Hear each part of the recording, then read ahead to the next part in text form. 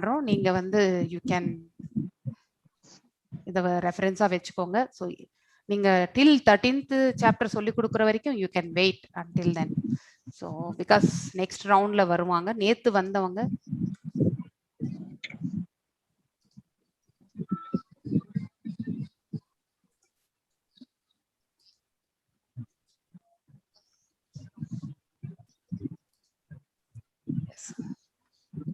Hare Krishna.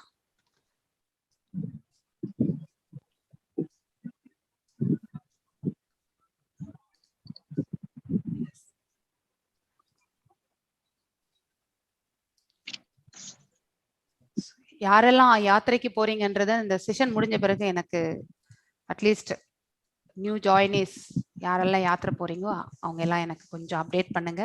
So that நீங்க யாரோட connect பண்ணிக்கணும் அப்படிங்கிறத வந்து நான் உங்களுக்கு கைட் பண்றேன்.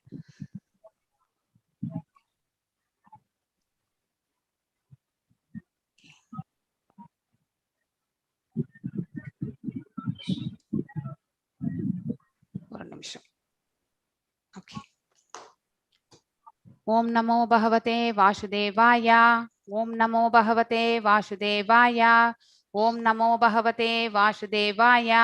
ஓம் அஜ்ஞான திமிராந்தஸ்ய ஞானாஞ்சனய ஷலாக்கய சக்ஷுருன்மிலிதம் येन तस्मै श्री गुरवे नमः. श्री चैतन्य मनोभीष्टं स्थापितं येन भूतले स्वयं रूपा गदा माह्यं तदा स्वापदण्डिकं.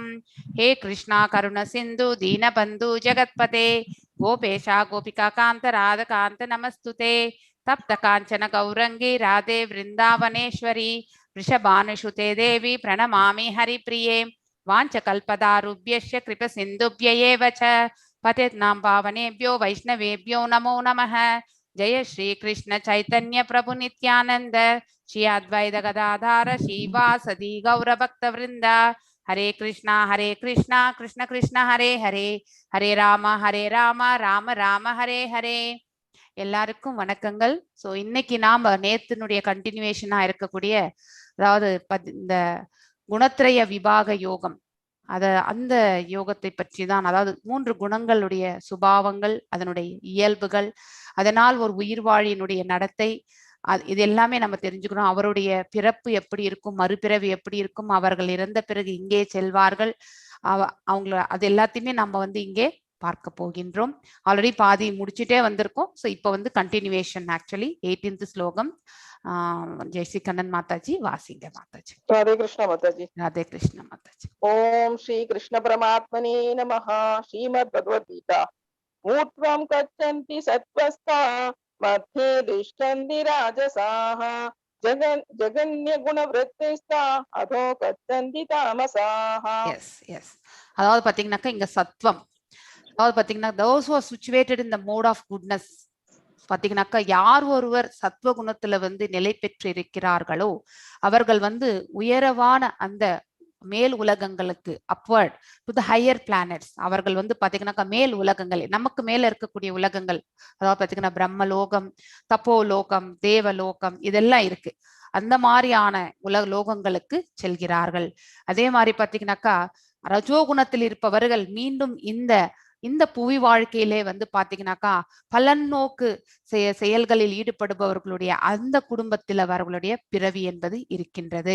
அதே மாதிரி பாத்தீங்கன்னாக்கா அறியாமையில் இருப்பவர்கள், அதாவது அஜ்ஞானத்திலே உழண்டு கொண்டிருப்பவர்கள் பாத்தீங்கன்னாக்கா they will go down to the hellish planets, அதாவது பாத்தீங்கன்னா நரக உலகங்களுக்கும் பாத்தீங்கன்னாக்கா பகவான் வந்து தள்ளி விடுகின்றார். ஏனென்றால் அறியாமையில் அவர்கள் செய்யக்கூடிய பாவங்களுடைய அளவு பாத்தீங்கன்னாக்கா அந்த அளவுக்கு இருப்பதால் அந்த பாவத்தின் அளவுக்கு ஏற்றவாறு அவர் எந்த லோகத்தில் ஃபிட் ஆகுறாங்களோ அந்த லோகத்திற்கு பாத்தீங்கன்னாக்கா அவரை வந்து பகவான் வந்து தள்ளி விடுகின்றார். சோ இந்த அனாலஜி பாத்தீங்கன்னாக்கா நமக்கு வந்து இங்க கொடுக்கப்பட்டு இருக்கக்கூடியது. இந்த ஃபிளைட் டேக் ஓவர் பாத்தீங்கன்னாக்கா ஒருவர் நம்ம இந்த பூமியிலிருந்து மேல் செல்லக்கூடிய அந்த மார்க்கத்தை வந்து காட்டக்கூடிய அனாலஜி வந்து நாம சத்வ குணத்துல இருந்தால் மேல் உலகங்களுக்கு செல்ல போகின்றோம் என்ற ஒரு அனாலஜி, அதாவது ஓமையை வந்து எடுத்துக்காட்டு, எக்ஸாம்பிள், பிராக்டிக்கல் அப்ளிகேஷன். ஸோ அதோட நம்ம மேப் பண்ணியிருக்காங்க. அதே மாதிரி ஒரு ஃப்ளைட் வந்து அரைவல் வரும்பொழுது பார்த்தீங்கன்னாக்கா மேலிருந்து கீழே இறங்கி நம்ம கீழ் உலகத்திற்கு வருகின்றோம் இல்லையா? ஸோ ஆகாயத்திலேருந்து நம்ம இறங்கி வரும். அதே மாதிரிதான் ஒருவருடைய உயிர் வாழி அவனுடைய மனித பிறவி என்னும் அந்த நிலையை வந்து இருந்து கீழே வந்து அவன் தாழ்ந்து செல்கின்றான். அதாவது இந்த பிறவிக்கும் கீழே என்ன பிறவி இருக்கின்றதோ அந்த பிறவியை அவன் வந்து அடைகின்றான் என்பது சொல்லப்படுகின்றது. அது தாம்சிக் நேச்சருக்கு. ரஜோகுணத்துக்கு பாத்தீங்கன்னாக்கா இந்த சென்டர்ல இருக்கக்கூடியது வந்து பாத்தீங்கன்னாக்கா there is no change. ஆனா அவர்கள் மீண்டும் வந்து பலன் நோக்கு செய்யக்கூடிய அந்த அத்தகைய குடும்பத்துல வந்து அவர்களுடைய பிறவி என்பது ஏற்படுகின்றது. இப்ப வந்து லாஸ்ட் டிரான்சிடென்டிங் த மோட்ஸ். ஒருவர் வந்து தன்னுடைய அதாவது குணத்தை வந்து மடைமாற்றி கொண்டு செல்லக்கூடிய அந்த transcending means passing through from one mode to another mode. ஒருவர் வந்து தாம்சிக்ல இருந்து ரஜோக்கோ இல்ல ரஜோகுணத்துல இருந்து சத்வத்திற்கோ இல்ல சத்வத்துல இருந்து பாத்தீங்கன்னாக்கா எபோவ் த 3 குணாஸ், அதாவது 3 குணங்களுக்கு அப்பாற்பட்டு அவர்களுடைய இயல்புகள் வந்து அமையக்கூடிய அந்த தன்மை. சோ அதுதான் வந்து இந்த 19வது ஸ்லோகத்திலிருந்து 27வது ஸ்லோகம் வரைக்கும் கவர் பண்ணியிருக்காங்க. எஸ், 19th ஸ்லோகம் வாசிங்க மாதாஜி. நான்யம் குணேப்ய கர்த்தாரம் யதா திருஷ்டானுபஷ்யதி குணேப்யஸ்ச பரம் வேதி மத்பாவம் சோதி கச்சதி. எஸ், நாம எல்லாருமே when you see there is nothing beyond these 3 modes, அதாவது இந்த பௌதிக இயற்கையில 3 குணங்களுக்கு மேற்பட்ட எந்த ஒரு செயலுமே இந்த பௌதிக உலகத்துல கிடையாது அப்படிங்கிற அந்த ஞானத்தை நாம புரிந்து கொள்ளும் பொழுது இந்த 3 குணங்களுக்குமே அப்பாற்பட்டவள் தான் அந்த பரம்பொருள் அப்படிங்கிறத அந்த அந்த ஞானத்தை நாம வந்து புரிந்து கொள்ளும் பொழுது பாத்தீங்கன்னாக்கா பகவானுடைய அந்த ஸ்பிரிச்சுவல் நேச்சர், அதாவது பாத்தீங்கன்னாக்கா ஆன்மீக இயற்கையை பற்றி உணரக்கூடிய தன்மை நமக்கு வருகின்றது. சோ இந்த நிலையை நம்ம வரணும்னாக்கா கண்டிப்பாக வந்து தியானத்துல நாம தியானம் ஜபம் இதுல எல்லாம் நம்ம வந்து முழுமையாக அதாவது பாத்தீங்கன்னாக்கா அதுல ஈடுபடணும். சோ அதை வந்து நன்னா பயிற்சி பண்ணும் பொழுது மனது வந்து பாத்தீங்கன்னாக்கா தூய்மை அடையும் பொழுது, அதாவது ஆத்ம சுத்தி ஏற்படும் பொழுது, பக்தியில நாம திளைத்து கொள்ளும் பொழுது ஆட்டோமேட்டிக்கலி இந்த அதாவது ஞான சக்ஷுஷா அப்படின்னு நம்ம ஆல்ரெடி படிச்சிருக்கோம் இல்லையா? திவ்ய சக்ஷுஷா, அதாவது நம்மளுடைய கண்கள் எல்லாமே பாத்தீங்கன்னாக்கா திவ்யமான பார்வையை வந்து தெய்வீக தன்மையை வந்து அடைகின்றது. ஒருவருக்கு இந்த கண்கள் காதுகள் எல்லாம் புலன்கள் எல்லாம் தெய்வீக தன்மை, அதாவது 9 நகரங்களை கொண்ட உடல் தான் இந்த இந்த உடல் வந்து பாத்தீங்கன்னா 9 நகரங்களை கொண்ட உடல் அப்படின்ற என்று சொல்றோம். அந்த 9 வாயில்களை கொண்ட நகரம் என்பது இந்த உடலை நாம வந்து சொல்கின்றோம். இந்த வாயில்கள் 2 கண்கள் 2 காதுகள் 2 நாசிகள் அதுக்கப்புறம் வாய், அதோட பாத்தீங்கன்னாக்கா எக்ஸ்கிரிட்டரி ஆர்கன்ஸ், அதாவது கழிவு உறுப்புகள் மற்றும் இனவிருத்தி உறுப்புகள், இவை அனைத்துமே பாத்தீங்கன்னா 9 வாயில்களை கொண்ட ஒரு நகரம்தான் இந்த உடல் என்பதை நாம் ஆல்ரெடி படிச்சிருக்கோம். இந்த வாயில்கள் எல்லாமே வந்து ஞானத்தால் அபிவிருத்தி அடைகின்றது. அவ்வாறு ஒரு உயிர் வாழி இந்த 9 கதவுகளையுமே ஞானத்தால் வந்து பிரகாசிக்க செய்யப்படுவதால் அந்த உயிர் வாழியால பாத்தீங்கன்னாக்கா பகவானுடைய அந்த ஸ்பிரிச்சுவல் நேச்சர், அதாவது பாத்தீங்கன்னாக்கா ஆன்மீக இயற்கையை அவர்களால வந்து அறிய முடியும், காணவும் முடியும். பகவானுடைய அந்த சச்சிதானந்த ரூபத்தையும் அவர்களால வந்து இதே கண்களால் அந்த ஞானம் that is coated with the spiritual divine, அதாவது ஞான சக்ஷுஷா, அதே மாதிரி பாத்தீங்கன்னா திவ்ய சக்ஷுஷான்னு சொல்லுவாங்க. நாம எல்லாம் இப்ப சர்ம சக்ஷுஷால தான் இருக்கோம் இல்லையா? அதாவது நம்ம எல்லாருமே பிசிக்கல் அப்பியரன்ஸ், சர்மா என்றால் இந்த ஸ்கின், இந்த சர்ம சக்ஷுஷால தான் நம்ம எல்லாத்தையுமே பார்க்கின்றோம். நம்மளுடைய எவாலுவேஷன், நம்மளுடைய ஜட்ஜ்மெண்ட், நம்ம எதையுமே புரிந்து கொள்ளக்கூடிய தன்மை எல்லாமே சர்ம சக்ஷுஷா பேஸ்டு தான் நடந்துட்டு இருக்கு. ஆனா ஒருவர் ஞானத்தை அபிவிருத்தி செய்து கொண்டே செல்லும் பொழுது, பக்தியில வந்து முன்னேறி செல்லும் பொழுது பாத்தீங்கன்னாக்கா ஞான சக்ஷுஷால இருந்து பாத்தீங்கன்னாக்கா திவ்ய சக்ஷுஷாக்கு அவர்கள் வந்து மேல் நோக்கி செல்கிறார்கள். அப்பொழுது பாத்தீங்கன்னாக்கா சர்ம சக்ஷுஷால இருந்து பாத்தீங்கன்னாக்கா திவ்ய சக்ஷுஷாக்கு செல்கிறார்கள். அப்பொழுது அவர்களுக்கு ஞானமாக வந்து அவர்களுக்கு புரிந்து கொள்ளக்கூடிய அந்த இது வந்து பாத்தீங்கன்னா திவ்யமான அந்த ஞானத்தை வந்து பகவான் வந்து அவருக்கு தெளிவுபடுத்துகிறார். அப்பொழுது அவர்கள் பகவானுடைய transcendental he is above all these three modes. அதாவது இந்த மூன்று குணங்களுக்கும் அப்பாற்பட்டவர். நம்ம இந்த பகவத்கீதையில வாசிச்சுட்டு இருக்கோம், கேட்டுட்டு இருக்கோம், எல்லாமே போத் ஸ்ரவணம் கீர்த்தனம் எல்லாம் செய்யறோம். ஆனா அதை உணரக்கூடிய பக்குவத்தை நாம வந்து அடைகின்றோம். அவ்வாறு அடையும் பொழுது பகவானுடைய அந்த தெய்வீக இயற்கையை வந்து நம்மளால இதே கண்களால காண முடியும். அதாவது பாத்துக்க, ஒரு யோகி, ஒரு ஞானி, ஒரு உத்தமமான பக்தன், இவர்கள் எல்லாமே, அதாவது ஆச்சாரியார்கள் எல்லாருமே பாத்தீங்கன்னாக்கா பகவானை அந்த ரூபத்தில் சேவித்தவர்கள் தான். அதனால்தான் அவர்கள் எல்லாம் உள்ளதை உள்ளபடி உணர்ந்து நமக்கெல்லாம் சொல்லிட்டு போயிருக்காங்க. அதை நாம என்ன பண்ணணும், அடியேனுக்கு அடியேனாக இருந்து அதை நம்ம வந்து பாத்தீங்கன்னாக்கா ஏற்றுக்கொள்ளக்கூடிய மனப்பக்குவத்தை நாம வந்து அபிவிருத்தி செய்து கொள்ளணும். அதற்கு ஒரே மார்க்கம் வந்து பக்தி ஒன்றுதான். எஸ், இங்க பாத்தீங்கன்னாக்கா பிளாட்ஃபார்ம் ஆஃப் ரியல் நாலேஜ், உண்மையான ஞானத்தை நாம வந்து புரிந்து கொள்ளக்கூடிய அந்த நிலை. So 3 modes of material nature. What is the platform of real knowledge? அதாவது பாத்தீங்கன்னாக்கா உண்மையான ஞானத்தை புரிந்து கொள்ளக்கூடிய அந்த பக்குவ நிலை வந்து நம்ம எப்படி புரிந்து கொள்வது? ஒருவர் வந்து இந்த பௌதீக செயல்கள்ல வந்து ஈடுபடும் பொழுது 3 குணங்களுக்கு அப்பாற்பட்டு அவர்களுடைய செயல்தன்மை இருக்குமானால் கண்டிப்பாக அவர்களால் வந்து உண்மையான ஞானத்தை பற்றி அவர்களால் புரிந்து கொள்ள முடியும். So Supreme Lord is transcendental to these mode and controls all these modes. அனைத்து குணம், அதாவது பாத்தீங்கன்னாக்க இந்த 3 குணங்களையுமே கட்டுப்படுத்துபவர் அவர்தான்.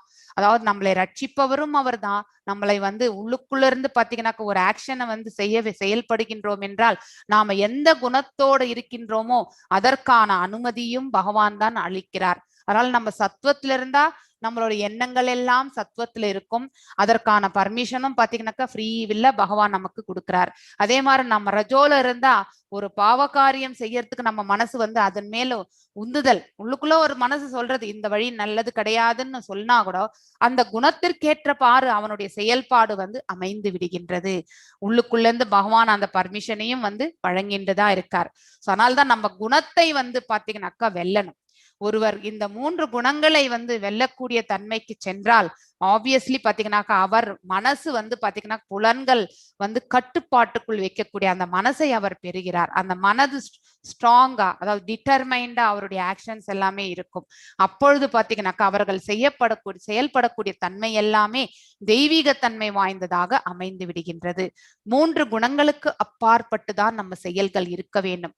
அந்த நிலையில் இருக்கும் பொழுது மட்டுமே நாம இந்த விடுதலைக்கான மார்க்கத்துல அடியெடுத்து வச்சிருக்கோன்றத நம்மளால புரிந்து கொள்ள முடியும். சோ அப்போ சத்துவம் என்பது நமக்கு வந்து பக்குவ நிலைக்கு நமக்கு தேவை.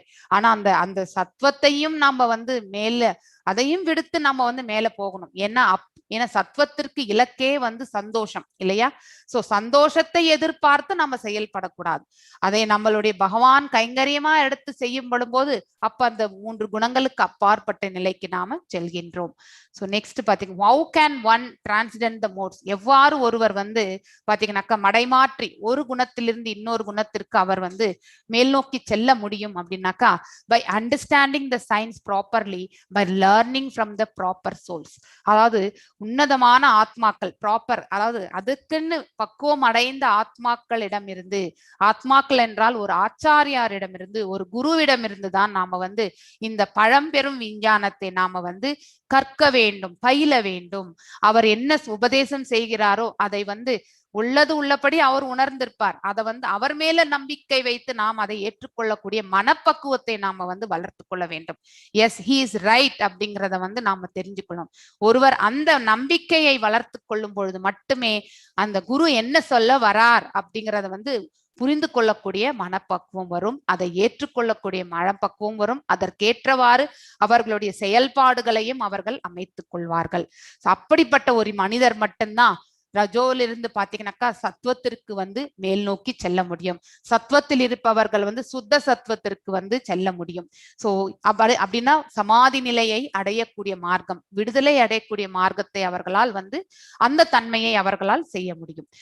அவ்வாறு இல்லை என்றால் நம்ம கண்டிப்பாக நாம் இருக்கக்கூடிய அந்த குணத்தோடையே தான் நம்ம வாழ வேண்டி இருக்கும். Who is the real spiritual master? உண்மையான, அதாவது பாத்தீங்கன்னாக்கா ஆன்மீக குரு என்பவர் யார் அப்படின்னாக்கா the real spiritual master is the Krishna.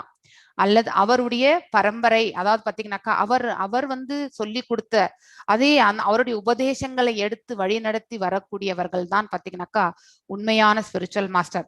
ஆனா பகவான் வந்து ஆல்ரெடி சொல்லிட்டு போயிட்டார், ஆனா அவருடைய ரெப்ரசன்டேட்டிவாஸா தான். சோ இங்க பாத்தீங்கன்னாக்கா he is a universal spiritual master.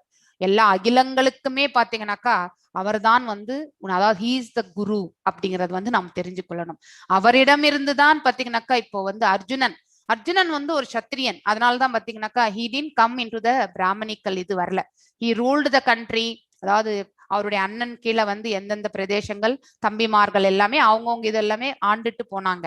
ஆனா அவர் வந்து சத்திரியனா இருக்கக்கூடிய அந்த தர்மத்தை அவர் விட்டு வரல. சோ பிராமணிக்கல் குவாலிட்டிஸ் யார் வந்து எடுத்துட்டு வந்தாங்களோ அந்த இதுதான். அடுத்து பாத்தீங்கன்னாக்கா ஸ்பிரிச்சுவல் மாஸ்டரா வந்தது பாத்தீங்கன்னா கிருஷ்ணர் கிட்ட இருந்து பாத்தீங்கன்னாக்கா நாரதர், வியாசர். சோ அந்த பரம்பரை வாயிலாக தான் இதை நம்ம வந்து எடுத்துட்டு வந்திருக்கோம். நீங்க பகவத்கீதையில வந்து இன்ட்ரடக்ஷன் பார்ட்ல பாத்தீங்கன்னாக்கா அந்த லாஸ்ட் பார்ட்ல வந்து 32 ஆச்சாரியாஸ்னுடைய நேம் இருக்கும். அது it will start from Krishna, Narada, அப்புறம் வியாசர், அந்த மாதிரி இடையில வந்து மத்வாச்சாரியார், சைத்தன்ய மகாபிரபு, இவங்க எல்லாருமே வருவாங்க, ரூப கோஸ்வாமி எல்லாருமே வருவாங்க.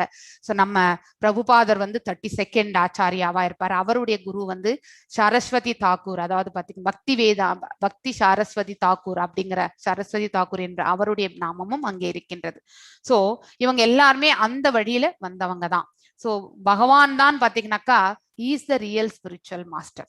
சோ அதுவும் யூனிவர்சல் ஸ்பிரிச்சுவல் மாஸ்டர், அதாவது அகிலத்துக்கு எல்லா அண்டங்களுக்குமே பாத்தீங்கன்னாக்கா ஒரே குரு யார் என்றால் பகவான் தான். அதை நாம தெரிஞ்சோம். அவர்கிட்ட இருந்துதான் இந்த ஞானம் என்பது பாத்தீங்கன்னாக்கா வழி வழியாக வந்தது. 4th சாப்டர்ல நம்ம ஆல்ரெடி படிச்சிருக்கோம் இல்லையா? பகவான் முதலில் திரேதாயுகம், அதாவது சத்தியயுகம் முடிஞ்சு திரேதாயுகம் ஆரம்பமாகும் பொழுது பாத்தீங்கன்னாக்கா, அதாவது சூரிய கடவுளான பாத்தீங்கன்னாக்கா ரகுவம்சத்தில் இருக்கக்கூடிய சூரிய கடவுளான விவஸ்வானுக்கு வந்து பாத்தீங்கன்னாக்கா இந்த ஞானத்தை வந்து உபதேசித்தார். விவஸ்வானும் பாத்தீங்கன்னாக்கா தன்னுடைய மகனான மனித குல தந்தையான மனுவுக்கு வந்து இந்த உபதேசித்தார். அதுக்கப்புறம் பாத்தீங்கன்னாக்கா மனுவும் பாத்தீங்கன்னாக்கா தன்னுடைய மகனான இக்ஷ்வாகு மன்னனுக்கு இந்த ஞானத்தை வந்து உபதேசித்தார்.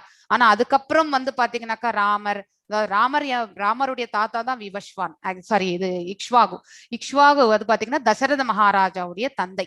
சோ அந்த பரம்பரை பாத்தீங்கன்னாக்கா காலப்போக்குல பாத்தீங்கன்னா ராமருடைய அவதாரம் முடிந்து அவர் வந்து மேலே அவருடைய வைகுண்டத்திற்கு சென்ற பிறகு பாத்தீங்கன்னாக்கா இந்த அவருடைய வழியில வம்சம் வந்த அந்த ரகுவம்சத்தவர் பாத்தீங்கன்னா இந்த சங்கிலி தொடர்பு அங்கே விட்டு சென்றதுனால்தான் மீண்டும் வந்து பகவான் வந்து இந்த துவாபர யுகத்துல வந்து இந்த பகவத்கீதை பேசுவதற்கான ஒரு காரணமாயிற்று.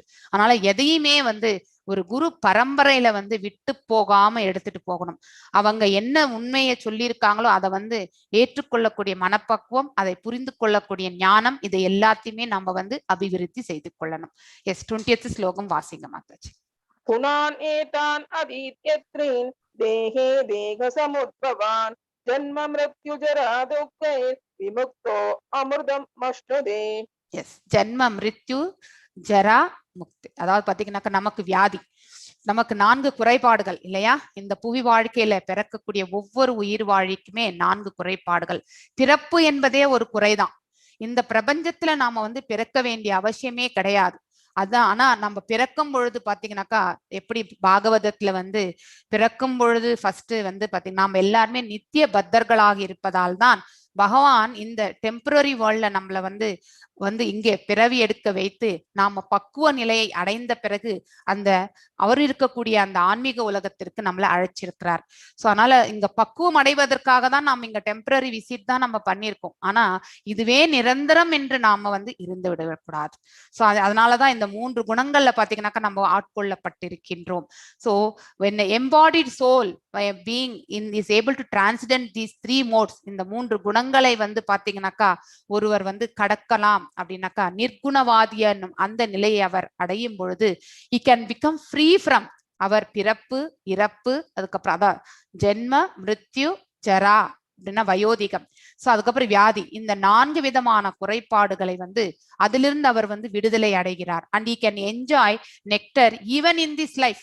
அவர் இந்த வாழ்க்கையிலே வாழ்ந்து கொண்டிருக்கும் பொழுது, ஒருவர் விடுதலை அடைந்த ஆத்மாவாக ஆகும் பொழுது, முமுட்சுக்களாக ஆகும் பொழுது பாத்தீங்கன்னாக்கா அவர் வந்து பாத்தீங்கன்னாக்கா இந்த விடுதலை அடைந்த தன்மையை வந்து தன்னிலே வந்து திருப்தி உற்று தான் யார் என்பதை அவர் உணர்ந்து ஆத்ம ரூபத்தை அவரால் காணும் பொழுது, பகவானுடைய அந்த திவ்ய தரிசனத்தை அவனால் பெறும் பொழுது பாத்தீங்கன்னாக்கா அவர் வந்து மீண்டும் இந்த பௌதிக உலகத்துல பிறவி எடுப்பதில்லை.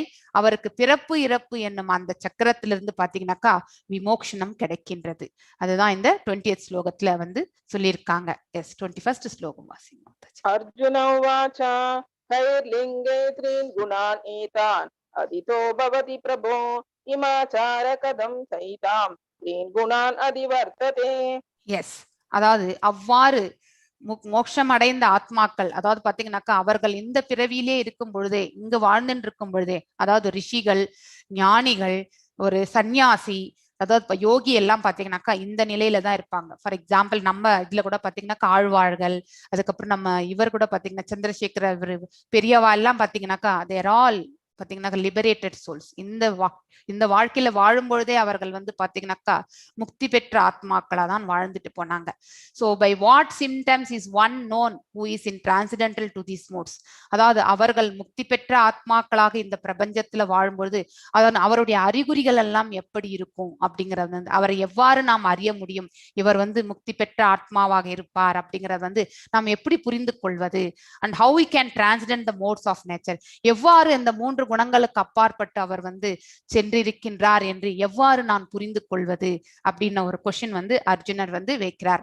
இது எந்த கொஸ்டின் நம்ம எல்லாருக்குமே தெரிய வேண்டிய ஒரு, அதாவது ஆன்சர் வந்து தெரிய வேண்டியது இல்லையா. இந்த கொஸ்டின் நமக்கு எல்லாருக்குமே உண்டு. வாட் ஆர் த சிம்டம்ஸ் அப்படிங்கிறது வந்து, வாட் இஸ் த பிஹேவியர், அவருடைய நடத்தை எப்படி இருக்கும், how does he transcend the modes, எவ்வாறு அவருடைய குணாதிசயம் 3 குணங்களுக்கு அப்பாற்பட்ட அந்த நிலையை அவர் எவ்வாறு அடைகின்றார் அப்படிங்கிற கொஸ்டின் வந்து பாத்தீங்கன்னாக்கா அர்ஜுனர் வந்து வைக்கிறார். சோ அதற்கான விளக்கம் பாத்தீங்கன்னாக்கா 4 ஸ்லோகங்கள்ல வருது. மாதாஜி நீங்க இந்த 4 ஸ்லோகங்களை வந்து வாசிக்கலாம். ஸ்ரீ பகவானுவாச்ச பிரகாசம் ச பிரவருத்திம் ச மோகம் ஏவ ச பாண்டவ ந த்வேஷ்டி சம்பிரவர்த்தானி ந நிவர்த்தானி காங்க்ஷதி உதாசீன வதாசீனோ குணைர்யோ ந விஷால்யதே குணா வர்த்தந்த இத்யேவம் யோ வதிஷ்டதி நீங்கதே समदुःख सुखस्वस्थः समलोष्टाश्म काञ्चनः तुल्य प्रिया प्रियो धीरस् तुल्य निन्दात्म संस्तुतिः मानापमानयो तुल्यो मित्रादिपक्षयोः सर्वारम्भ परित्यागी गुणातीत स उच्यते. எஸ், அதாவது இந்த 4 ஸ்லோகங்கள்ல பாத்தீங்கன்னாக்கா அப்படிப்பட்ட விடுதலை அடைந்த ஆத்மாவுடைய சுபாவம், நடத்தை, அவர் எவ்வாறு நடந்து கொள்வார் அப்படிங்கிறது எல்லாமே ரொம்ப அற்புதமாக விளக்கியிருக்கிறாரு பகவான் வந்து. இது பாத்தீங்கன்னாக்கா நம்ம ஆல்ரெடி கர்ம யோகத்துல வந்து இதை படிச்சிருப்போம். நம்ம 5th சாப்டர் 3rd சாப்டர்ல வந்து பாத்தீங்கன்னாக்கா கர்மி, அதுக்கப்புறம் விகர்மி, அதுக்கப்புறம் வந்து அகர்மா. ஸோ அதாவது 3 விதமான கர்மங்கள், செயல்பாடுகள். அதாவது ஒருத்தர் வந்து பாத்தீங்கன்னாக்கா பலநோக்கு செயல்கள் செய்பவர்கள் எல்லாமே கர்மவாதிகள். ஏனென்றால் அந்த கர்ம பலனுக்கு அவர் வந்து பந்தப்படுகின்றார். அதே மாதிரி விகர்மா என்றால் தர்மத்தை அதர்மமாகவும் அதர்மத்தை தர்மமாகவும் புரிந்து கொண்டு செயல், அதாவது 4 விதமான ரெகுலேஷன்ஸ் எதையுமே ஃபாலோ பண்ண மாட்டாங்க. பேசிக்கலி அஜ்ஞானத்தில் உழன்று கொண்டிருப்பவர்கள், தாம்சிக் நேச்சர் இருக்கக்கூடியவர்கள் செய்யக்கூடிய செயல்பாடுகள் எல்லாமே விகர்மா அப்படின்னு சொல்லிட்டு நம்ம ஆல்ரெடி படிச்சிருக்கோம். நெக்ஸ்ட் வந்து பாத்தீங்கன்னாக்கா அகர்மா. அகர்மா என்பது பாத்தீங்கன்னாக்கா செயலின்மையையும் செயலின்மையில் செயல்படுதலையும் புரிந்து கொள்வது. சோ பகவான் பாத்தீங்கன்னாக்கா பார்க்கலில் பள்ளி கொண்டிருக்கின்றார், அவர் செயலற்ற நிலையில் இருக்கின்றார் என்று நாம நினைக்கிறோம். ஆனா இந்த பிரபஞ்சங்கள் எல்லாமே அவர்தான் தாங்கி கொண்டிருக்கின்றார். அனைத்து செயல்பாடுகளுமே பாத்தீங்கன்னாக்கா அவருடைய ஆளுமையில் தான் நடக்கின்றது. எல்லா இடங்களிலுமே அவர் வியாபித்திருக்கின்றார். அவர் செயலில் ஈடுபடாமல் போனால் நாம் எல்லாரும் அவரை பார்த்து செயல்படாமலே போய்விடுவோம் அப்படிங்கிறது வந்து நாம் அந்த சாப்டர்ல வந்து படிச்சிருக்கோம் இல்லையா. செயலின்மையில் செயல்படுதலை நாம் எவ்வாறு உணர்வது. சோ எந்த ஒரு காரியமுமே பாத்தீங்கன்னாக்கா பகவானுடைய கைங்கரியமாகவும் அல்லது பகவானுக்கு செய்யப்படக்கூடிய சேவையாக நாம செய்யப்படும் பொழுது அந்த செயலில் நாம உண்மையிலே ஈடுபட்டிருந்தாலும் உண்மையிலே நாம எதையுமே செய்யலன்ற அந்த நினைவோடு நம்ம செய்கின்றோம் இல்லையா. நாம் always we are doing the work, ஆனா அந்த செயலுக்கும் நமக்கும் எந்த விதமான அந்த பலன்களை நாம வந்து ஏற்றுக்கொள்ளாத நிலையில், அந்த பலன்களை எல்லாம் பகவானுக்கு நாம் அர்ப்பணிக்கக்கூடிய அந்த நிலையில் உண்மையிலேயே நாம வந்து we are only instruments. நாம எதையுமே அந்த செயலில் செய்வதில்லை. அத்தகைய செயலில் நாம வந்து பாத்தீங்கன்னாக்கா ஓனர்ஷிப் எதுவுமே நாம எடுத்துக்கிறது இல்ல அப்படிங்கிற அந்த ஞானம் பாத்தீங்கன்னாக்கா அதுதான் அகர்மம் அப்படிங்கறது வந்து நம்ம படிச்சிருக்கோம் இல்லையா? சோ அதாவது இப்ப நீங்க எல்லாருமே உட்கார்ந்து கேட்டுட்டு இருக்கீங்க. உண்மையிலே பிசிக்கலி நீங்க வந்து உட்கார்ந்து இருக்கீங்க. ஆனா மனசு இந்த காது அதாவது புலன்கள் எல்லாமே பாத்தீங்கன்னாக்கா செயல்பட்டு கொண்டுதான் இருக்கின்றது. ஸ்ரவணம் என்னும் அந்த செயலில் வந்து நீங்க ஈடுபட்டு இருக்கீங்க. சோ உண்மையிலே அது வந்து பக்தி கலந்த செயல் நீங்க செய்யறது. அது வந்து பாத்தீங்கன்னாக்கா செயலில் செயலின்மையை நாம வந்து அங்கே காண்கின்றோம். சோ இந்த மாதிரியான ஒரு செயல்பாடு எந்த ஒரு ஜீவராசியும் பாத்தீங்கன்னா, அதாவது பாத்தீங்கன்னா மனிதனாகப்பட்டவன் பாத்தீங்கன்னாக்கா அவன் வந்து எந்த காரியம் செய்தாலுமே அது தன்னுடைய தனக்குன்னு விதிக்கப்பட்ட கடமை அல்லது பக்தி கைங்கரியம் அப்படின்னு நினைச்சுன்னு செய்யும் பொழுது அவன் பலன்கள் மேல் பற்றற்று செயல்படுகின்றான். அவ்வாறு அவன் பலன்கள் மேல் பற்றற்று செயல்படும் பொழுது பாத்தீங்கன்னாக்கா அவன் கர்ம பந்தனத்திலிருந்து விடுபடுகின்றான். அவனுக்கு அந்த கர்ம பந்தனம் ஏற்படுவதே கிடையாது.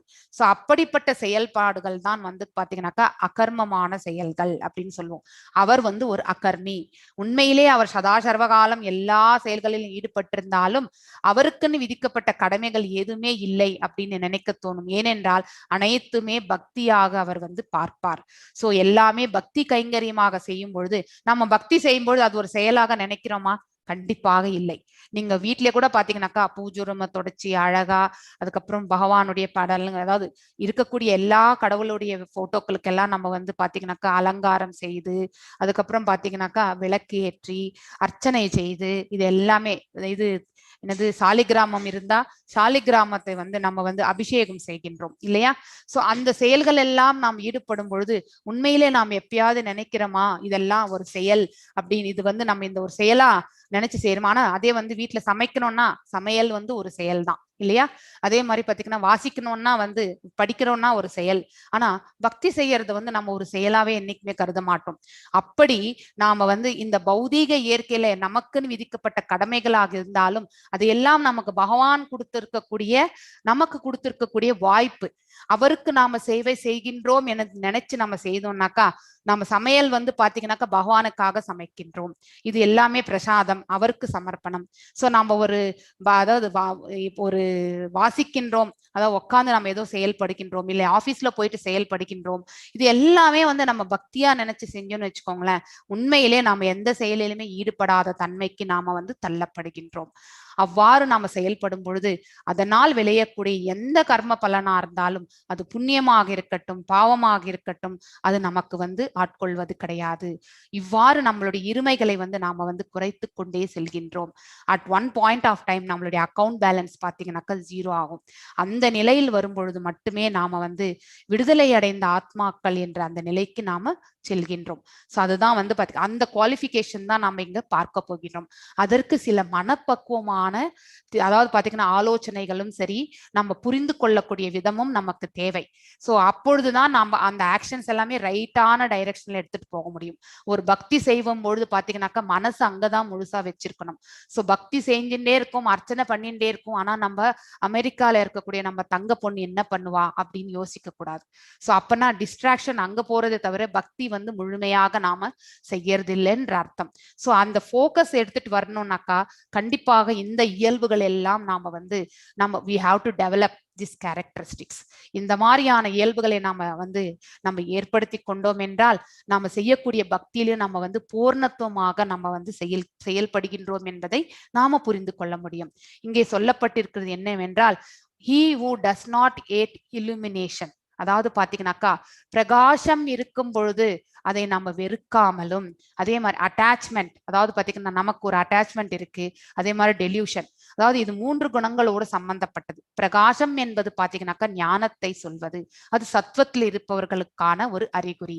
அதே மாதிரி அட்டாச்மெண்ட் என்பது பாத்தீங்கன்னாக்கா ரஜோகுணத்தினுடைய இயல்பு. சோ அது வந்து பாத்தீங்கன்னாக்கா ஆசைகளை வந்து மேல் நோக்கி எடுத்துக்கொண்டு செல்லக்கூடிய அந்த விதமான ஒரு சுபாவம் நமக்கு. அதே மாதிரி அறியாமை, டெலியூஷன், மாயையிலே நம்ம கட்டுண்டிருப்பது, நமக்கு அஜ்ஞானத்துல நாம் இருக்கும் பொழுது, சில வேலை செய்யும் பொழுது நமக்கு அது புரியறது இல்லை இல்லையா?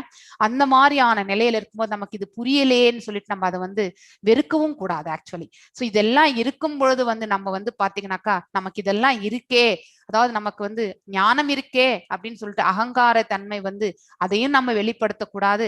அதே மாதிரி அட்டாச்மெண்ட் ரொம்ப இருக்கே நமக்கு, அதையும் நம்ம வெறுக்க கூடாது. ஸோ எந்த ஒரு குணாதிசயமாக இருந்தாலும் அது நமக்கு மிகையாக தோன்றும் பொழுது மோர் அட்டாச்மெண்ட், மோர் இக்னரன்ஸ், மோர் பாத்தீங்கன்னாக்கா அதாவது பாத்தீங்கன்னாக்கா பிரகாசம், அதாவது இல்லுமினேஷன், இதெல்லாம் நமக்கு நிறையவே பகவான் கொடுக்கும் பொழுது பாத்தீங்கன்னாக்கா அதை நம்ம வெறுக்கவும் கூடாது. அதே மாதிரி இதெல்லாம் நம்ம கிட்ட இல்லாதப்பவும் அது இல்லையே என்று நாம வந்து ஏங்கவும் கூடாது. அப்படின்னா இந்த 3 குணத்துக்கு சம்பந்தப்பட்ட இயல்புகள் இருக்கு இல்லையா, அதெல்லாம் நம்ம கிட்ட வந்து இருக்கும் பொழுது இந்த மாதிரி குணாதிசயங்கள் எல்லாம் நம்ம கிட்ட இருக்கேன்னு சொல்லிட்டு நம்ம வெறுக்கவும் கூடாது. அதன் மேல பற்றுதலும் நம்ம வளர்த்து கொள்ளக்கூடாது. எப்பொழுதுமே இந்த 3 குணங்களுக்கு அப்பாற்பட்டு செல்லக்கூடிய அந்த மனப்பக்குவத்தை நாம வந்து அபிவிருத்தி செய்து கொள்ளணும். அந்த மாதிரியான நிலை. சோ அது காணாமல் போகும்பொழுது அது இல்லையேன்னு நம்ம ஏங்கவும் கூடாது. அதே மாதிரி who is seated like one, unconcerned, being situated beyond these material reactions of the modes of nature. அதாவது யார் ஒருவர் பாத்தீங்கன்னாக்கா இந்த மாதிரியான இதெல்லாமே வந்து நம்ம கிட்ட இருக்கும்பொழுது வெறுப்பும் இருக்கக்கூடாது, இல்லை என்ற ஏக்கமும் நம்ம வந்து அதன் மேல வந்து எடுத்து செல்லக்கூடாது. அதே மாதிரி இந்த பௌதீக வாழ்க்கையில வந்து நம்ம செய்யக்கூடிய செயல்கள் இல்லையா, பீயிங் சிச்சுவேட்டட் பியாண்ட் திஸ் 3, அதாவது பாத்தீங்கன்னாக்கா இந்த 3 விதமான, அதாவது சத்வம், ரஜஸ், தமஸ், இந்த 3 விதமான செயல்பாடுகளுடைய ரியாக்ஷன்ஸ், அதாவது outcomes of the modes of nature, அதையெல்லாமே பாத்தீங்கன்னாக்கா இந்த செயல்கள் மேல வந்து நம்ம செய்யக்கூடிய செயல்கள் அதை வந்து நம்ம வந்து பற்றுதலோட செய்யக்கூடாது. அதாவது அந்த பலன்கள் மேல் வந்து பற்றுதலோட நம்ம செய்யக்கூடாது. அவ்வாறு நம்ம செயல்படும் பொழுது பாத்தீங்கன்னாக்கா அந்த ரியாக்ஷன்ஸ் எல்லாமே நமக்கு வந்து நம்மளுடைய அக்கௌண்ட்டுக்கு வர்றது கிடையாது. That is one thing. ரெண்டாவது, who remains firm, அதாவது பாத்தீங்கன்னாக்கா ஸ்திரமான புத்தியோடு இருக்கக்கூடிய மனப்பக்குவம். அதே மாதிரி knowing that modes are only alone, அதாவது இந்த நம்ம எல்லாமே செயல்படுகின்றோம் என்றால் இந்த குணாதிசயங்களே செயல்படுகின்றன நம்ம கிட்ட. சில சமயத்துல நம்ம இதை கண்டிப்பா ஃபீல் பண்ணுவோம். பக்தியில முன்னேறி செல்பவர்களுக்கு இந்த எக்ஸ்பீரியன்ஸ் கண்டிப்பா வரும். ஸோ நாம ஒரு சுச்சுவேஷன்ல வந்து பேசக்கூடாத ஒரு சூழ்நிலையில ஒரு வார்த்தையை நம்ம தவற விட்டு பேசிடுவோம். அதுக்கப்புறம் நம்ம வந்து ஃபீல் பண்ணுவோம், ஐயோ அந்த வார்த்தையை நம்ம சொல்லி இருக்க கூடாது. அடுத்தவர்களிடத்துல நம்ம வந்து ஒத்துக்கக்கூடிய அந்த பிராட் மைண்ட் நமக்கு இல்லைன்னாலும் உள்ளுக்குள்ள வந்து நமக்கு அந்த ஃபீலிங் வரும், yes I did a mistake அப்படின்னு நினைக்கக்கூடிய அந்த தன்மை வரும் இல்லையா? சோ அந்த உண்மையிலே அந்த இடத்துல வந்து இந்த தவறு இழைத்து விட்டோம் என்ற அந்த ஃபீலிங் வரும் பொழுது இந்த புலன்தான் செயல்பட்டது, சோ அதாவது இந்த வாய் தான் பேசிச்சு அப்படிங்கறத அந்த ஞானத்தை நம்ம வந்து தெரிஞ்சுக்கணும். இந்த கண்ணுதான் பார்த்துச்சு, பார்க்கக்கூடாத ஒன்றை பார்க்குகின்றதால் இந்த கண் வந்து புலன் வந்து மனதை தாண்டி இது செயல்படுகின்றது. மனசுதான் இந்த புலன்களை கட்டுப்படுத்தணும் இல்லையா? ஆனா அந்த மனசு வந்து பாத்தீங்கன்னாக்கா இட் பிகம்ஸ் ஃப்ரீ ஆன போது இந்த புலன்கள் பாத்தீங்கன்னாக்கா நம்ம கண்ட்ரோல்ல வந்து கண்டிப்பாக செயல்படாது. அத வந்து அந்த ஞானத்தை வந்து யார் ஒருவர் புரிந்து கொள்கிறாரோ, உண்மையிலே பாத்தீங்கன்னாக்கா ஆன்மா எதுவும் செய்யறது கிடையாது. இங்க வந்து மனசுதான் வந்து பாத்தீங்கன்னாக்கா டைரக்ஷன்ஸ் கொடுக்கறது. யாருக்கு? புலன்களுக்கு. அந்த மனசு சொல்றபடி இந்த புலன்கள் செயல்படாம, ஆனா மனசுல ஒண்ணு நினைப்போம், பேசும்போது தவறி நம்ம வந்து வேறு ஒரு விதமாக பேசக்கூடிய அந்த சூழ்நிலை எல்லாருக்குமே அந்த தவறு ஏற்படும் இல்லையா? அப்ப நமக்கு புரியறது இந்த புலன் வந்து பாத்தீங்கன்னா இட் இஸ் ஓவர் ரூலிங் த மனசு. இந்த மனதுல வந்து கண்ட்ரோலுக்கு வரல அப்படிங்கிறது வந்து நாம தெரிந்து கொள்கின்றோம். உண்மையிலே இந்த குணாதிசயங்களால் இந்த புலன்கள் செயல்படுகின்றது அப்படிங்கறது வந்து நாம தெரிந்து கொள்ளக்கூடிய அந்த மனப்பக்குவம். மேலும் who regards alike pleasure and pain, அதாவது பாத்தீங்கன்னாக்கா துன்பமும் இன்பமும் இருக்கும் பொழுது இரண்டையும் ஒருபோல பாவிக்கக்கூடிய மனப்பக்குவம். இரண்டும் சமமாக நினைக்க கூடாது. துன்பம் வரும் பொழுது ஐயோ துன்பம் வந்துடுச்சேன்னு துவளாமல், அதே மாதிரி இன்பம் வந்துட்டதால் அகங்காரத்தை நாம வெளிப்படுத்தாமலும் இரண்டையும் சமமாக ஏற்றுக்கொள்ளக்கூடிய மனப்பக்குவம். And looks on the clod, stone and the piece of gold, அதாவது கல், மண், அதுக்கப்புறம் பாத்தீங்கன்னா தங்கம், அனைத்தையுமே ஒரு போல காணக்கூடிய அந்த மனப்பக்குவம். சோ தங்கம் வந்தா நம்ம அதை எடுத்து வந்து பாத்தீங்கன்னாக்கா அதுக்கு அதன் மேலே மனசை வந்து லயிப்பது, கல்லா இருந்தா விசிறடிச்சுக்கணும் அப்படிங்கிற அது வந்து லோ வேல்யூ அப்படின்னு நினைக்கிறது. ஆனா எல்லாத்துக்குமே ஒரு வேல்யூ உண்டு இல்லையா? தங்கத்தை வச்சு நம்ம வீடு கட்ட முடியுமா? கண்டிப்பாக கட்ட முடியாது. அதே மாதிரி கல்லை வச்சு நம்ம வந்து ஆபரணம் செய்ய முடியுமா? கண்டிப்பாக முடியாது. அதுக்குன்னு இருக்கக்கூடிய பயன்முறை வந்து பாத்தீங்கன்னாக்கா அதனுடைய வேல்யூவை வந்து நம்ம புரிந்து கொள்ளணும். So which ever place it is used, அந்த அந்த உபயோகப்படுத்தக்கூடிய அந்த தன்மையை புரிந்து கொள்ளணும். கல்லுக்கும் ஒரு வேல்யூ உண்டு, தங்கத்துக்கும் ஒரு வேல்யூ உண்டு. ஸோ அதனால வந்து எல்லாவற்றையும் ஒரு போல பார்க்கக்கூடிய அந்த மனப்பக்குவம், everything in the valuable way, அனைத்தையுமே வந்து பாத்தீங்கன்னாக்கா சமநோக்க கூட பார்க்கக்கூடிய அந்த மனப்பக்குவம் தேவை. கல்லை வந்து எங்க உபயோகப்படுத்தணுமோ அங்க உபயோகப்படுத்தணும், தங்கத்தை நாம எங்க உபயோகப்படுத்தணுமோ அங்கேதான் உபயோகப்படுத்தணும். ஆனால் இரண்டுக்குமே வந்து பாத்தீங்கன்னாக்கா மதிப்பு உண்டு. கல் என்பதால் அதற்கு வந்து மதிப்பற்றும், தங்கம் என்பதால் அதற்கு நாம் அதிகமாக உயர்வு கொடுப்பதும் அது வந்து வேஸ்ட். தங்கத்தை எங்கே உபயோகப்படுத்தணுமோ அங்க மட்டும் தான் உபயோகப்படுத்தணும். வீடு கட்டுறதுக்கு தங்கம் உபயோகப்படுத்த முடியுமா? கண்டிப்பாக முடியாது. கல்லை தான் நம்ம உபயோகப்படுத்தணும். So everything has the value அப்படிங்கிறது வந்து புரிந்து கொள்ளக்கூடிய அந்த மனப்பக்குவம். அதுக்கப்புறம் பாத்தீங்கன்னா ஹூ இஸ் வைஸ், அதாவது ஞானத்துல வந்து நிலை பெற்றிருத்தல். And holds praise and blame to be the same. அதாவது ஒருத்தர் நம்மளை புகழ்ந்தாலுமே இகழ்ந்தாலுமே சரி, புகழுக்காக நம்ம வந்து பாத்தீங்கன்னாக்கா அதை வந்து நம்ம அகங்காரத்தோடு ஏற்றுக்கொள்ளக்கூடாது. நம்ம வந்து yes we have reached the highest level அப்படிங்கிற அந்த ஒருத்தர் வந்து எஸ் அவங்க வந்து பாத்தீங்கன்னா அவங்களுடைய காரியம் ஆகிறதுக்காகவும் நம்மள வந்து புகழலாம் இல்லையா? ரெண்டாவது, உண்மையிலேயே நம்ம வந்து எஃபர்ட் போட்டு செய்ததுக்காகவும் ஒருத்தர் புகழலாம். இது ரெண்டு விதமான புகழ்ச்சிகளும் உண்டு. ஆனா புகழ் என்பது நாம உண்மையிலே அந்த செயல் வந்து பகவானுடைய அனுகிரகத்தால் தான் செய்தோம் என்ற அந்த மனநிறைவு நம்ம பெற்றுக்கொள்ளலாமே ஒழிய we should never claim that we have done the great work அப்படின்ற அந்த அந்த பக்குவமான நிலை நமக்கு எப்பொழுதுமே வரணும். அதே மாதிரி ஒருத்தர் நம்மளை அவதூறு கூறுகின்றார் அப்படின்னாலும் அதற்காக நாம வந்து அவர்களுக்கு திருப்பி நாம வந்து அவர்களை வந்து வசியம் அதாவது பாத்தீங்கன்னாக்கா வசைப்பாடக்கூடாது. அது ரொம்ப தவறு. சோ அவர்கள் நம்மளை அவதூறு பேசிட்டாங்க அப்படின்னும் பொழுது அதை வந்து மன்னிக்க கூடிய அந்த மனப்பக்குவத்தை நாம வந்து ஏற்படுத்தி கொள்ளணும். அதனால்தான் புகழ்ச்சி இகழ்ச்சி வரும்பொழுது தன் நிலையிலிருந்து ஒருவன் வந்து மாறாம இருக்கக்கூடிய மனப்பக்குவத்தை வந்து ஏற்கணும். You is unchanged in the honour and dishonour. அதாவது பாத்தீங்கன்னா மானம் அவமானம், ஒருத்தருக்கு அவமானம் ஏற்படும் பொழுது கூட பாத்தீங்கன்னாக்கா தன் நிலையிலிருந்து அவன் வந்து எப்பொழுதுமே கீழே இறங்கக்கூடாது. So and who treats friend and, அதாவது பாத்தீங்கன்னா நண்பனையும் எதிரியையும் ஒரு போல நடத்தக்கூடிய ஒரு தன்மை. நம்ம வீட்டுக்கே பாத்தீங்கன்னாக்கா நமக்கு ஆகாத ஒருத்தர் வந்து வீடு தேடி வந்தாலும் அவர் அதிதியாக வந்த பிறகு அந்த அதிதி சம்ஸ்காரத்தை நாம கண்டிப்பாக செய்ய வேண்டும். அதுக்காக நண்பன் வந்தா மட்டும் நம்ம நிறைய உபசரித்து, நண்பனற்ற நிலையில இருக்கிறவங்க யாரா இருந்தாலும் அவர்களுக்கு வந்து உபசரிப்பு சரியாம செய்யாம இருக்கக்கூடாது. அது ரொம்ப தவறு ஆக்சுவலி. சோ எல்லாரையுமே ஒரு போல காணக்கூடிய, ஏன்னா எல்லா உயிர்வாழிகளிலுமே பரமாத்மா உட்கார்ந்திருக்கார் இல்லையா? இப்ப நாம் அவங்களை வந்து அவமரியாதை செய்தால் உள்ளுக்குள்ள இருக்கக்கூடிய பரமாத்மாவையும் சேர்த்துதான் நாம் அவமரியாதை செய்கின்றோம் என்று அர்த்தம். இந்த ஞானத்தை புரிந்து கொண்ட ஒருத்தர் எப்படிப்பட்ட மனிதராக இருந்தாலும் அவர் நம்ம வீட்டுக்கு வந்த பிறகு அதித்தி சம்ஸ்காரத்தை நாம வந்து கண்டிப்பாக பரிபாலிக்க வேண்டும். And who has abandoned all fruitive undertakings, அதாவது பலநோக்கு செயல்கள் அனைத்தையுமே வந்து பாத்தீங்கன்னாக்கா துறந்திருத்தல்.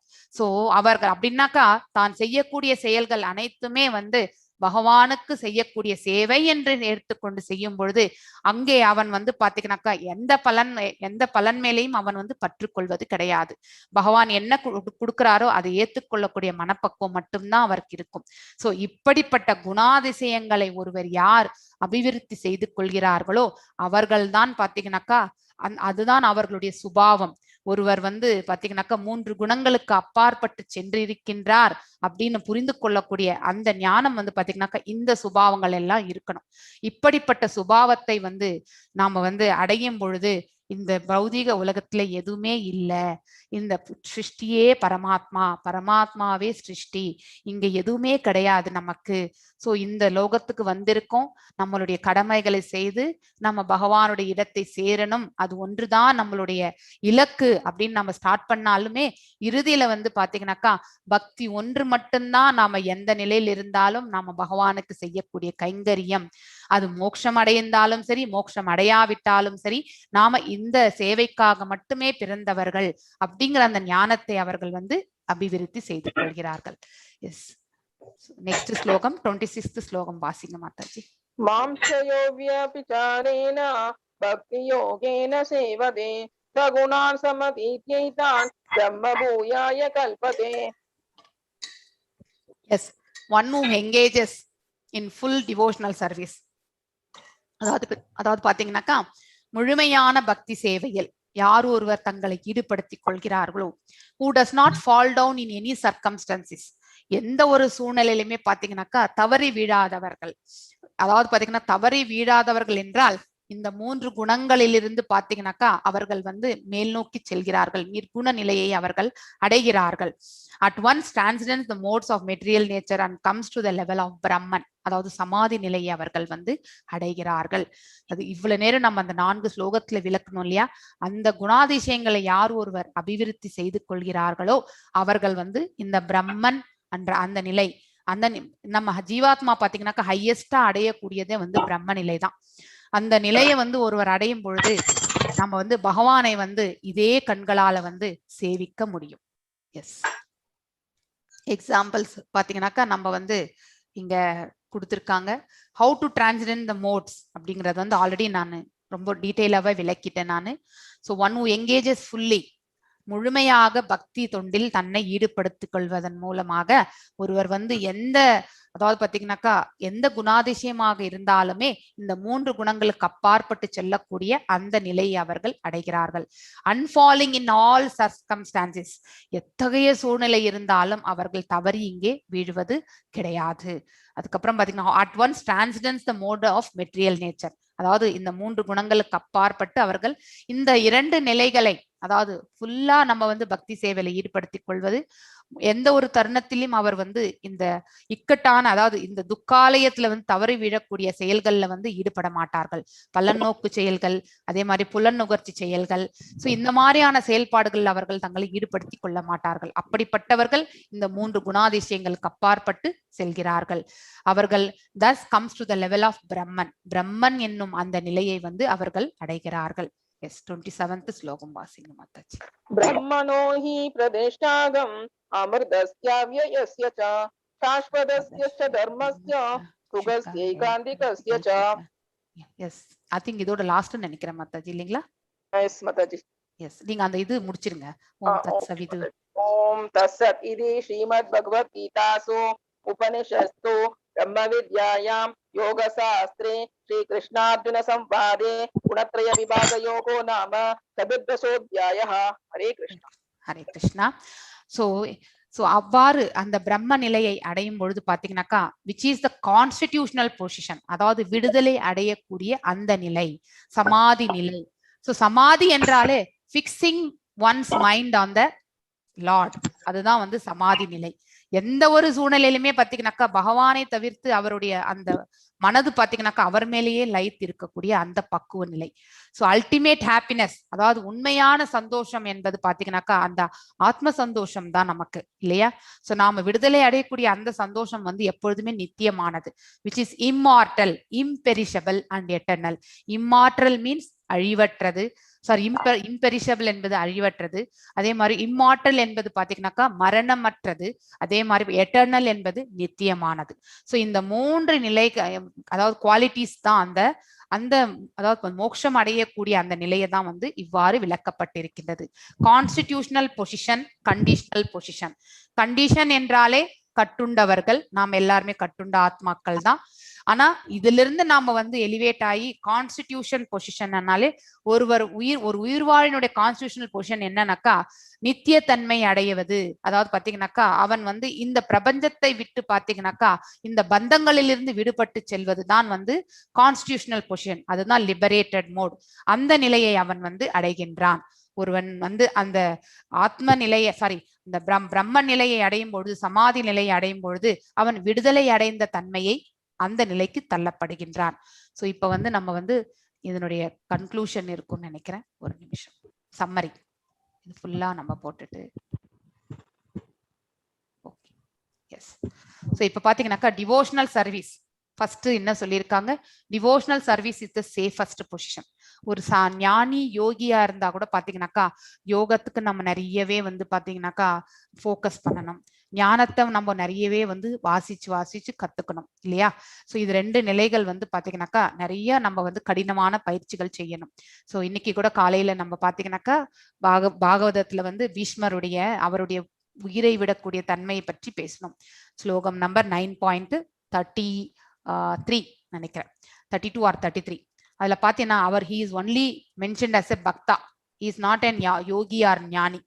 ஏன்னா அந்த அம்பு படுக்கையில படுத்துண்டு அவர் வந்து மனசை ஒருநிலைப்படுத்தி அதுக்கப்புறம் இந்த 2 புருவ மத்தியத்துல வந்து மனசை நிறுத்தி ஹிருதயத்துல பகவானை நிலை நிறுத்தி அந்த யோக பயிற்சி செய்யணும்னா தியானம் செய்யணும்னா முடியுமா? அம்பு படுக்கையில கண்டிப்பாக முடியாது. ஆனா மனசை பகவான் மேல நிலை நிறுத்தணும்னா அந்த ரூபத்தை பார்க்கும்பொழுது அவரால் முடியும்.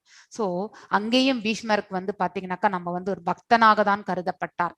சோ ஒரு ஞானியும் யோகியை விட பக்தன் வந்து ஈஸியாக வந்து அவனால வந்து பகவானை அடையக்கூடிய மார்க்கம் அவனுக்கு கிடைக்கின்றது. ஸோ அதனால சிம்பிள் அதான் அண்ட் ஈஸியஸ்ட் ப்ராசஸ் வந்து பாத்தீங்கன்னாக்கா யோகி ஞானிக்கன்னா பக்தன், பக்தி is the highest level. So devotional service is the safest position actually. It includes all characteristics of Brahman realisation. அதுக்கப்புறம் பாத்தீங்கன்னா ரெஃபரன்ஸ் பாத்தீங்கன்னாக்கா மென்ஷன்ஸ் பாத்தீங்கன்னாக்கா இது என்ன ரெஃபர் டு, அதாவது என்ன சொல்லி எங்க ரெஃபர் பண்ண சொல்லிருக்காங்க தெரியல. மென்ஷன்ஸ் எஸ்பிஓஜிஎஸ் ரிசர்வாயர், அதாவது பாத்தீங்கன்னா ரிசர்வாயர் மீன்ஸ் அவர் தான் களஞ்சியம். Actually Bhagavan is the source of all. Reservoir என்பது பாத்தீங்கன்னா சோர்ஸ், அனைத்திற்குமே பாத்தீங்கன்னா மூல காரணம் பகவான் இல்லையா? நாம ஹையஸ்டா வந்து பாத்தீங்கன்னாக்கா ஆத்ம ரூபத்தை உணர்றதுதான் பிரம்மன் ரியலைசேஷன். சோ ஒரு பக்தி சேவை செய்யும் பொழுது இது எல்லாமே வந்து பாத்தீங்கன்னாக்கா ஆட்டோமேட்டிக்கா அடைய முடியும். And when one understands this, he actually becomes transcendently blissful. அதாவது blissful என்றால் அந்த பேரானந்தத்தை அவன் வந்து உணரத் தொடங்குகின்றான். ஒருவர் SPOG என்னக்கா supreme personality of godhead. So supreme personality of godhead. காட் ஹெட்னா கடவுளினுடைய உயர்ந்த ஆளுமை. சுப்ரீம் என்பது உயர்ந்த ஆளுமை, கடவுள். சோ அது அந்த இதுல பாத்தீங்கன்னாக்கா ரூபம் பர்சன்ட்டு இங்க பாத்தீங்கன்னாக்கா ரொம்ப அற்புதமா எல்லா பர்பட்ஸ்லயுமே பாத்தீங்கன்னாக்கா நம்ம பிரபுபாதர் விளக்கியிருக்கிறார் பர்சனாலிட்டி. பகவான் ஏன் என்றால் அவர் ரூபமும் உடையவர் அப்படிங்கிறது வந்து நிறைய இடங்கள்ல வந்து பகவத்கீதையில வந்து சொல்றார், அவரே சுயம் சொல்கின்றார். அதனாலதான் வந்து he has been represented here. He is not only தோன்றாத அருவம் மாத்திரம் கிடையாது, எனர்ஜி மாத்திரமே கிடையாது, he is both energy and energetic, ரெண்டும் இருக்கு அவர்கிட்ட. சோ யாரெல்லாம் வந்து தோன்றாத அருவத்தை வந்து வழிபடுபவர்கள் அந்த பிரம்ம ஜோதியில வந்து கலக்கிறார்கள். சோ பகவான் ரூபத்துல வழிபடுபவர்கள் வைகுண்டம் கோலோகம் சென்று பகவானுக்கு சேவை செய்கிறார்கள். So SPOG is full of 6 opulences, அதாவது supreme personality of Godhead 6 விதமான அதாவது பாத்தீங்கன்னா அவருக்கு இருக்கக்கூடிய வைபவங்கள். அதாவது நமக்கு தெரியும் எல்லா புகழ், எல்லா வலிமை, எல்லா அழகு, அதுக்கப்புறம் பாத்தீங்கன்னாக்கா எல்லா துறவம், எல்லா ஞானம், அதுக்கப்புறம் வந்து எல்லா புகழ். அந்த 6 விதமான இது வந்து பாத்தீங்கன்னாக்கா செகண்ட் சாப்டர்ல நீங்க வந்து நம்ம பராசுரமுனி, வேதவியாசருடைய தந்தையான பராசுரமுனி ரொம்ப அற்புதமாக பகவான் என்ற அந்த நாமத்திற்கான விளக்கம் என்னன்னு கொடுத்திருக்கார். அது இந்த 6 விதமான வைபவங்கள் ஹையஸ்ட் லெவல்ல பெற்றிருப்பவர்கள். சோ ஃபார் எக்ஸாம்பிள் ஒருத்தர் செல்வத்துல வந்து மிகுதியாக இருக்கலாம், ஒருத்தர் அழகுல வந்து மிகுதியாக இருக்கலாம், ஒருத்தர் ஞானத்துல வந்து அறிவுல மிகுதியாக இருக்கலாம், ஒருத்தர் புகழ்ச்சியில வந்து மிகுதியாக இருக்கலாம், ஒருத்தர் சந்நியாசத்துல வந்து மிகுதியாக இருக்கலாம். சோ இந்த மாதிரியான நிலைகள் எல்லாம் இருக்கும் பொழுது பகவான் இந்த 6 நிலைகளுமே he is the highest authority அப்படிங்கறது வந்து விளக்கக்கூடியதுதான் அந்த பகவான் என்னும் அந்த சப்தத்திற்கான விளக்கம். இதை பராசர முனிவர் வந்து அழகாக விளக்கியிருக்கிறார். thus realization of Brahman like eternity. eternity என்றால் நித்தியமானது, imperishability ன்னா அழிவற்றது, and ultimate happiness அதாவது உண்மையான சந்தோஷம் எது? இந்த பௌதிக சந்தோஷம் வந்து பாத்தீங்கன்னாக்கா நித்தியமற்றது. ஆனா அங்க ஆன்மீகத்துக்கு சம்பந்தப்பட்ட செயல்கள்ல வரக்கூடிய எந்த ஒரு ஆத்ம திருப்தியும் சந்தோஷமும் பாத்தீங்கன்னாக்கா எப்பொழுதுமே நித்தியமானது. அது எல்லாமே நம்ம பக்தி செயல்களால் மட்டுமே செய்ய முடியும். இப்போ remaining entity although Brahman in nature has the desire to lord it over material nature இல்லையா? நாம ஹையஸ்ட் லெவலா பிரம்ம நிலையை அடைய முடியும். நாம ஒரு பிரம்மமாக தான் நம்ம வந்து அகம் பிரம்மாஸ்மி அப்படின்னு தான் நம்ம சொல்றோம் இல்லையா? ஏன்னா ஆத்மா வந்து நித்தியமானது. இருந்தாலும் நம்மளுடைய ஆசைகள் எல்லாமே பாத்தீங்கன்னாக்கா பௌதீக இயற்கையினுடைய செயல்கள் மேல நம்ம எடுத்துன்னு போயிடுறோம். ஆனா அதை மடைமாற்றி நாம வந்து பக்தி இதுல எடுத்துட்டு போனோம்னாக்கா உத்தமமான நிலையை நாம வந்து அடையலாம். Desire to enjoy makes him fall down. நாம எப்பொழுது வந்து பௌதீக செயல்கள் மேல நம்மளுடைய மனசை நிலைநிறுத்துகின்றோமோ, அதற்கான ஆசைகளை நாம் அபிவிருத்தி செய்து கொள்கின்றோமோ, we will again fall down here. இந்த இயற்கையில நாம வந்து பாத்தீங்கன்னாக்கா தவறி விழத்தான் செய்வோம். அசோசியேஷன் வித் மோட்ஸ், அதாவது 3 நிலைகளோட நாம வந்து 3 குணாதிசயங்களோட நம்மளுடைய சுபாவம் இருக்குமானால் makes him desire to dominate in the material world in different bodies. So ஒருவர் இந்த 3 குணங்களோட வந்து ஐக்கியமா இருக்கின்றார் அப்படின்னும் பொழுது அவனுடைய பிறப்பு என்பது இந்த பிரபஞ்சத்துல கண்டிப்பாக உண்டு. ஆனா அவர் எந்த குணாதிசயத்தில் இருக்காரோ அதற்கேற்றவாறு அவனுடைய பிறப்பு அமையும். சத்துவத்தில் இருந்தால் தேவலோகங்களில் இருந்து சில காலம் இருந்து அவனுடைய புண்ணியங்கள் எல்லாம் அனுபவித்த பிறகு மீண்டும் இந்த பௌதிக வாழ்க்கையில ஒரு நல்லோர் வாழக்கூடிய குடும்பத்தில் அவர்கள் பிறவி என்பது ஏற்படுகின்றது. ஏனென்றால் அவனுக்கு வந்து பலன்கள் மேல் பற்று கிடையாது. அதனால ஒரு நல்ல ஃபேமிலியில பிறக்கக்கூடிய வாய்ப்பு கிடைக்கும். அதே மாதிரி பாத்தீங்கன்னா ரஜோகுணம் இருப்பவன் பாத்தீங்கன்னாக்கா பலன் நோக்கு செயல்கள் செய்யக்கூடிய அத்தகையுடைய குடும்பத்துல அவர்களுடைய பிறவி என்பது ஏற்படுகின்றது. தாமசிக் நேச்சர்ல இருப்பவர்கள் பாத்தீங்கன்னாக்கா மிருக இனத்துல அவர்களுடைய பிறவி ஏற்படுகின்றது.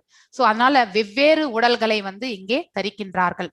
சோ மனித உடல், மிருக உடல் என்பது பாத்தீங்கன்னாக்கா நாம வந்து இந்த 3 குணங்களால் வந்து இயக்கப்படும் பொழுது நாம் அதுலதான் வந்து திரும்பி திரும்பி இந்த உலகத்துக்கு வந்துட்டே இருக்கும்.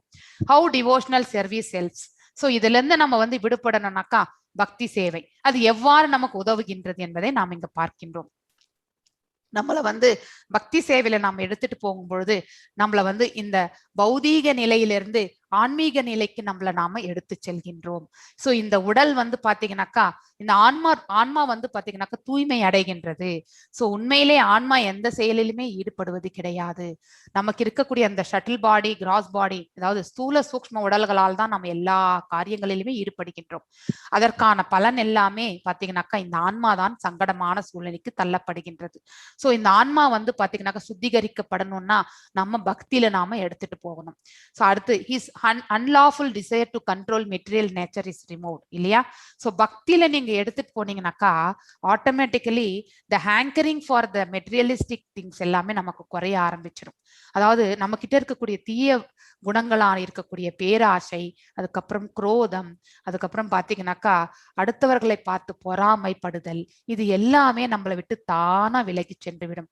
அதெல்லாம் நம்ம விலகி வரணும்னு நம்ம அதை பத்தி நினைக்க வேண்டிய அவசியமே இருக்காது. நீங்க பக்தியில முன்னேறி சென்றால் இந்த பேட் திங்ஸ் எல்லாம் நம்ம விட்டு தூர விலகி செல்லும். Practising 9 process of devotional service, நவவித பக்திஸ், ஸ்ரவணம், கீர்த்தனம், அதுக்கப்புறம் ஸ்மரணம், அதுக்கப்புறம் வந்து பாத சேவனம், அர்ச்சனம், தாஷ்யம், சாக்கியம், அதுக்கப்புறம் பாத்தீங்கன்னாக்கா வந்தனம், அதுக்கப்புறம் வந்து ஆத்ம நிவேதனம். சோ இந்த நவவித பக்திஸ்ல வந்து பாத்தீங்கன்னாக்கா நம்மள ஏதோ ஒண்ணுத்துலயாவது நம்ம ஈடுபடுத்திக் கொள்ளணும். First and topmost thing is ஸ்ரவணம். ஸ்ரவணத்திலிருந்து தான் இந்த காது கொடுத்து நம்ம கேட்கிறோம் இல்லையா, அதுல இருந்தா நம்மளுடைய புனிதத்துவமே, நம்மளுடைய பியூரிஃபிகேஷன் ப்ராசஸ் அங்கதான் ஸ்டார்ட் ஆகுறதே. அதனால கேட்கும் தன்மையை நாம என்னைக்குமே வந்து நல்ல விஷயங்களை கேட்கறதுக்கு நாம் என்னைக்குமே தயாராக இருக்க வேண்டும். One thus situated in the Brahman conception, அதாவது பாத்தீங்கன்னாக்கா becomes equal in quality of the spiritual. அதாவது பாத்தீங்கன்னா குவாலிட்டி வைஸ் நாம் எல்லாருமே அணு ஆத்மா, பகவான் வந்து பாத்தீங்கன்னாக்கா விபு ஆத்மா. சோ இந்த பிரம்மம் வந்து பாத்தீங்கன்னாக்கா நித்தியமானது, பகவானும் நித்தியமானவர். அந்த ஒரு இயல்புல வந்து பாத்தீங்கன்னாக்கா we will become equal to the God. ஆனா ஆற்றல்கள் வந்து எல்லையற்றவை. நாம் எல்லாருமே பாத்தீங்கன்னாக்கா ஒரு பொறி போன்றுதான். சோ எப்படி ஒரு நெருப்பு பாத்தீங்கன்னா எரிஞ்சுட்டே இருக்கும் பொழுது அதுல இருந்து பாத்தீங்கன்னாக்கா அந்த ஸ்பார்க்ஸ் வரும். அந்த ஸ்பார்க்ஸ் பாத்தீங்கன்னாக்கா அதனுடைய வெளிச்சம் கூட பாத்தீங்கன்னாக்கா ஒரு ஒரு ஜஸ்ட் ஒரு செகண்ட் தான் இருக்கும், அதுக்கப்புறம் அணைந்து விடும் இல்லையா. ஆனா பகவான் பாத்தீங்கன்னாக்கா அந்த அக்னி ஜுவாலைக்கு சம்பந்தப்பட்டவர். அவருடைய ஆற்றல்கள் பாத்தீங்கன்னாக்கா ஒரு அக்னி ஜுவாலைக்கு நாம வந்து கம்பேரிசன் பண்ணும் பொழுது அந்த ஜுவாலையிலிருந்து வரக்கூடிய ஒரு பொறி பாத்தீங்கன்னாக்கா அதனுடைய பிரகாசம் எவ்வளவு நேரம் இருக்கு, கொஞ்ச நேரம் தான் இருக்கு. அதே போலதான் நம்மளுடைய ஆத்மா பாத்தீங்கன்னாக்கா அந்த பொறியினுடைய அந்த அந்த அளவுக்கு தான் நம்மளுடைய பிரகாசமே. ஆனா இரண்டுமே பாத்தீங்கன்னாக்கா நித்தியமான ஒன்று. அதாவது இயல்பிலால் பாத்தீங்கன்னாக்கா நம்ம ஆத்மாவும் சரி அதாவது பகவானுடைய பரமாத்மாவும் நித்தியமான ஒன்று. எவ்வாறு இந்த அக்னி ஜுவாலையும் அக்னி பொரியும் பாத்தீங்கன்னாக்கா குவாலிட்டி வைஸ் சேம், ஆனா குவான்டிட்டி வைஸ் பாத்தீங்கன்னாக்கா கம்மி. ஸோ அதனாலதான் வந்து பாத்தீங்கன்னாக்கா we can only compare with அந்த நித்தியத்துவம் மட்டும்தான் நம்ம வந்து பகவானோட நம்ம வந்து சமம் என்று எடுத்துக்கொள்ள முடியும். அதை தவிர்த்து நம்ம வந்து வி கேன்